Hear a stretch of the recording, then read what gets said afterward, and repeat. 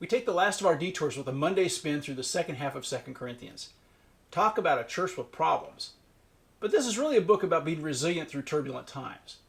And when we return to Acts, we find that Paul himself is in the most turbulent of times. He again has strategized about how to make the most of his witness for Christ, and he determines the best way to do that is to get himself to Rome. So he goes the opposite way. Sounds odd, right? But trust me, Paul knows what he's doing. He goes to Jerusalem to deliver the offerings from other Christians to support the church in the holy city. And of course, he gets arrested, and he has his very own law and order moment in front of not one, but two Roman governors, and eventually King Agrippa. A quick aside, if you didn't know, the kings in the New Testament, they're all related. Herod the Great built the temple and many other grand structures.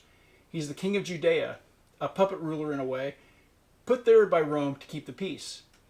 He led at the time of Jesus' birth. Herod Antipas is his son, and he's the person in charge when Jesus is crucified. Herod Agrippa comes next. He's the grandson of Herod the Great, who's in charge when Paul begins his ministry.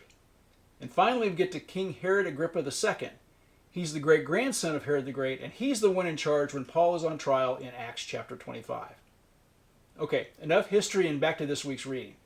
We'll conclude with Paul making a dramatic demand that he, as a Roman citizen, has had in his back pocket all along. He appeals to Caesar. As we conclude this week, Paul is ready to take his argument all the way to the top.